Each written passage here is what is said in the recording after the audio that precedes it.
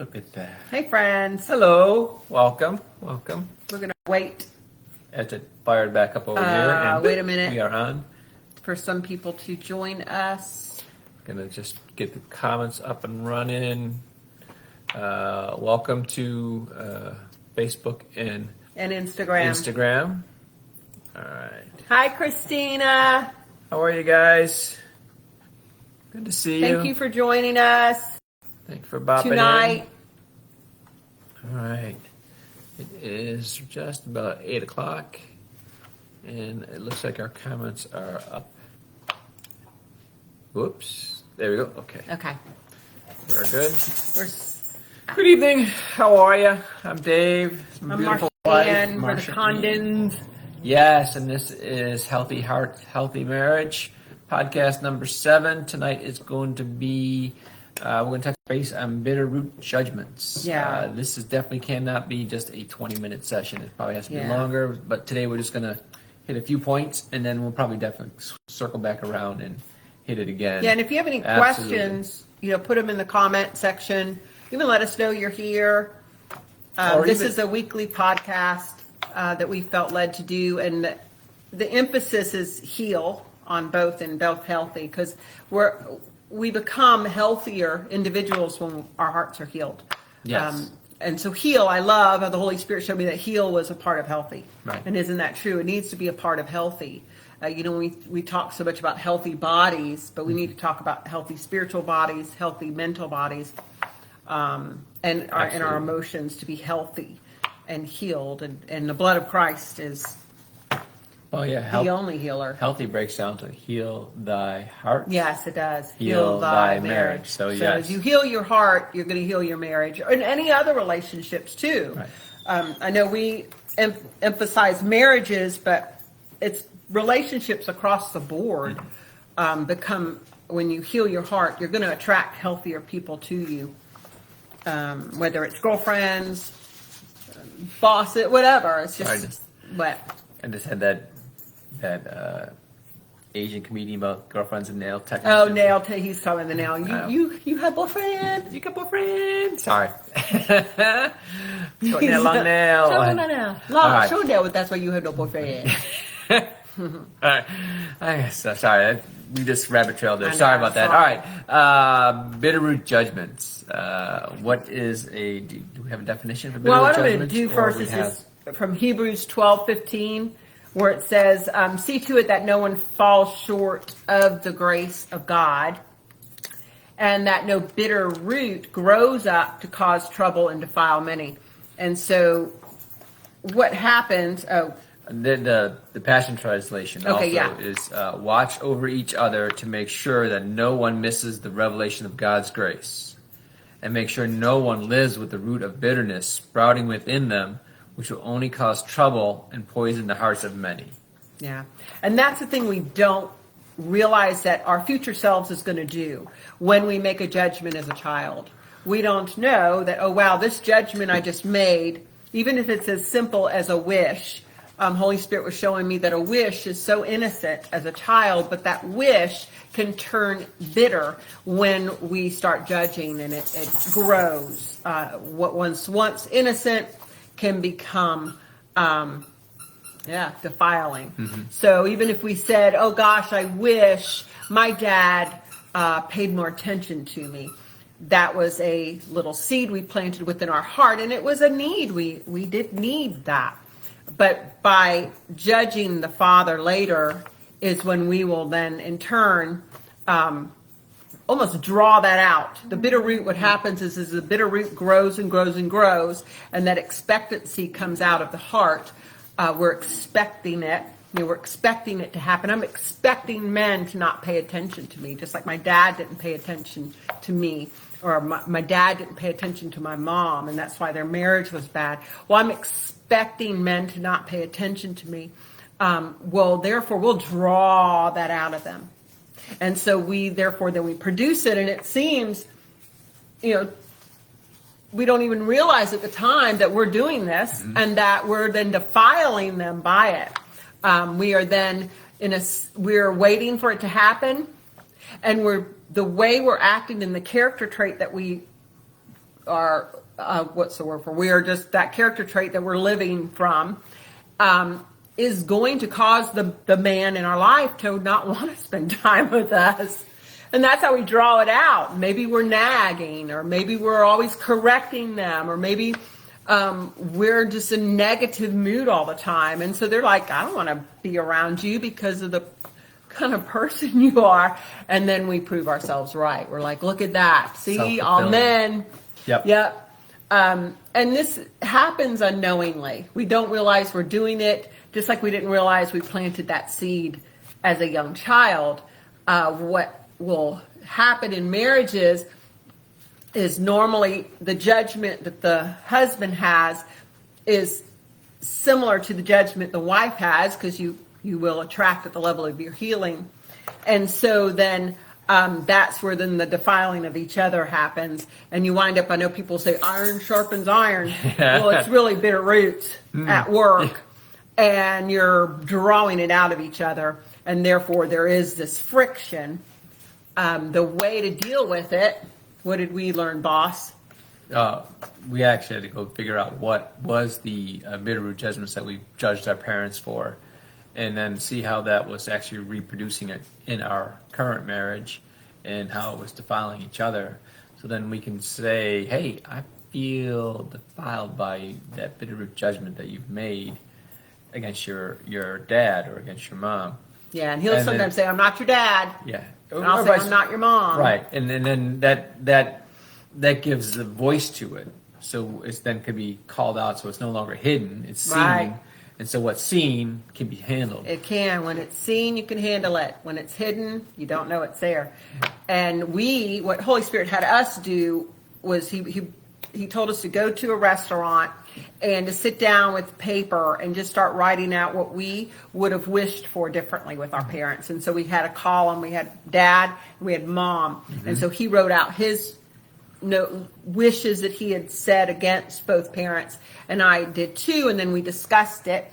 And we even swapped and read it to each other to make sure we understood, which also helps too, because then the heart is postured in understanding. Okay, and I remember this, and now I know how you will. We kind of then understood each other. Oh, I see why you then get upset when I do this. Right. Because it is reminding you of your mother and what you judged her for. He was able to see what.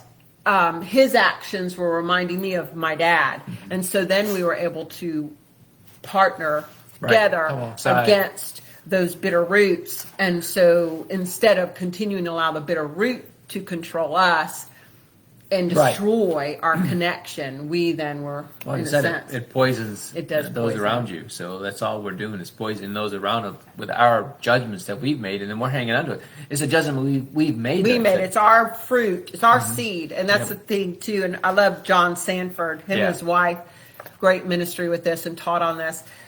He's like, you just have to, if you're not sure of what your bitter root is, just look at your fruit. And then, or ask your partner. Yeah, that's true. Yeah, just ask who you do life with. Or ask those around you. Like they'll know. They'll know. Yeah, because they're the ones being defiled by it so much. Yeah, and defile is a hard word, but it's the word God uses, and I think it needs to be looked at that. Wait, I was defiling Dave by the judgment I made against my dad, and I was becoming my mother due to the judgment I made of her.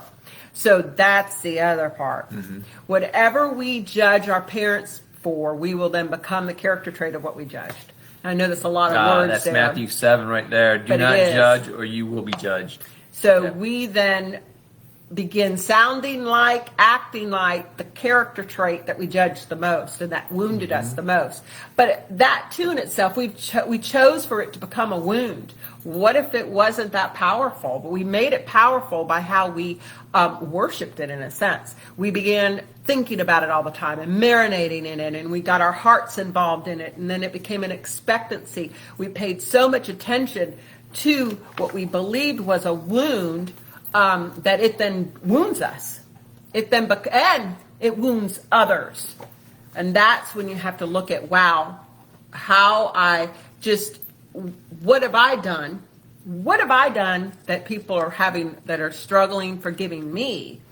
So many times we think, oh, I need to forgive them and what they did to me. Well, what have I done to others that they struggle forgiving me? What seeds have been planted of judgment against me because of my behavior? How many people have I defiled because of my bitter root and that I need to look at? And they're struggling forgiving me, and then they're then living out the judgments they made of me, and that's where we pass it on. We pass it on to the next generation, and then they pass it on to their generation. That'll be another podcast, generational. But it does become generational. Anything can become generational when it's not dealt with. Anytime we make a judgment and we hold on to it in our heart and it becomes bitter and we don't deal with it and we don't forgive, we've just passed a curse on to the next generation, and we're releasing it upon them, and then they, in many cases, do the same. Yeah. So we're like 10 minutes in. And this is a big one. Bitter roots is always big. This is probably going to be a multi-part. I'd love to teach on it. We'd love to teach on it if anyone wanted to actually go deeper take a chance on yourself and want to learn. It's a hard one. So I think the biggest thing is recognizing that there is a bitter root judgment. Most likely underlying most relationships. If you're having issues where you just look at the cycle, where you have intentions, and look at the pattern. It's going to repeat itself until you actually go and deal with that bitter root and that judgment and that curse. And as the cycles happen, as it continues, it grows, and there's more. It's more impactful as the years go. It could even take longer to deal with. It could, instead of it lasting one day, it can last 4 or 5, and it'll just keep growing and expanding until you deal with it. The key is to deal with it. Is to deal with it, because if you're not going to deal with it, it's not going to go away. And we all have it. Right. I mean, we all have bitter roots. Well, we've all been wounded. Yeah. Most people have. We've all. I think probably one person we judge. But yes, you'll be wounded, and you're going to make judgments, and some are understandable. If Dad was a drunk and abused, and it maybe can happen. Yes, or Mom. It may be fine and dandy that you made the judgment, but the thing is, if it's a bitter root judgment, you need to look at it. If you're having something reproduce in your life, that's not a healthy outcome. Yeah. And this is where going after that bitter root judgment, and sometimes it's sitting down, writing out like we did, things that you wish or wish was they would have done different. Yep. And then taking that point and saying, okay, Lord, this is to you. I'm bringing this to you. How do I deal with this?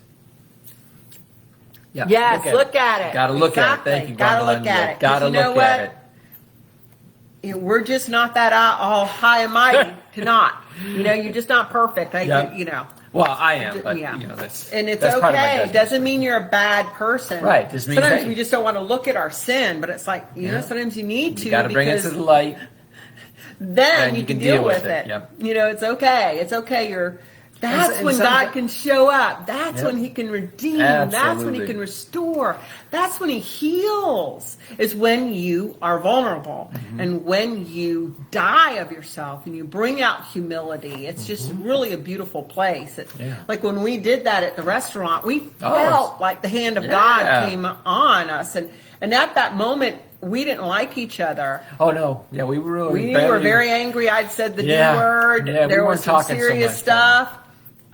He had revisited. He had relapsed a little. There was some, and so we took off our fighting gloves and we followed the instructions of the Holy Spirit. And even though we didn't want, go to a table with him and eat. Sit across it, and but man, when he showed up and we followed instructions and did what he asked, it was huge. The Holy Spirit was showing us. Holy Spirit.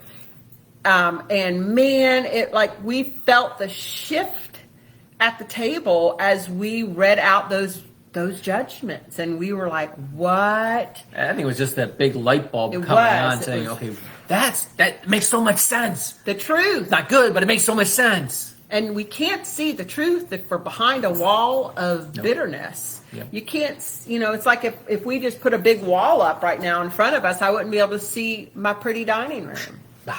It just wouldn't be there. And so that's what happens. There's this beauty across the table from me and my husband, and I'm just not going to be able to see it from all the bitter root, from all the judgments I made of my dad, from all the anger I have, because it will turn into anger, but it's based in fear.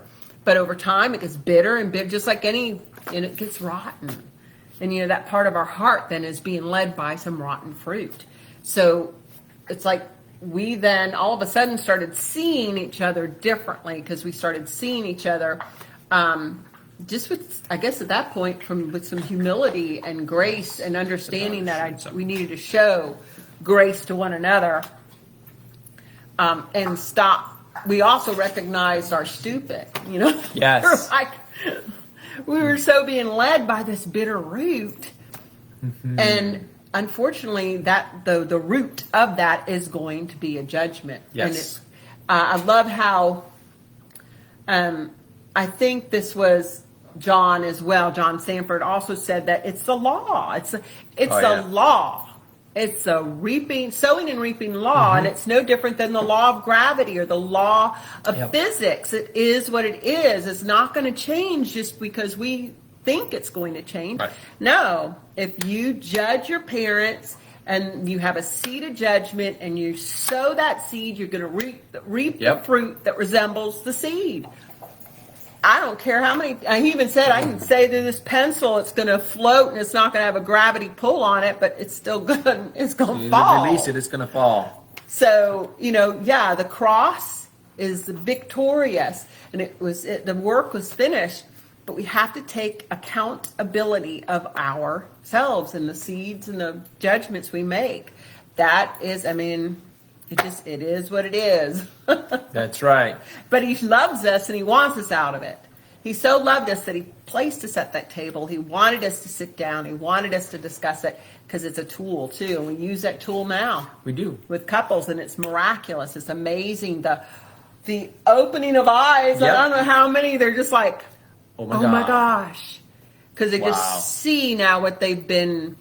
They see the character trait they've become, but they see also the person what they've been drawing out of their spouse, and you see that, and it's like, oh my goodness. But then they see the restoration as it just stops. It's really cool. Cool. We're like 17 minutes in, so we want to be honoring of your time, and we thank you all for coming and joining us. We appreciate you stopping by and saying hi. If you have any questions on the replay or whatever, just send us, post it, or send us a message or a text or an email.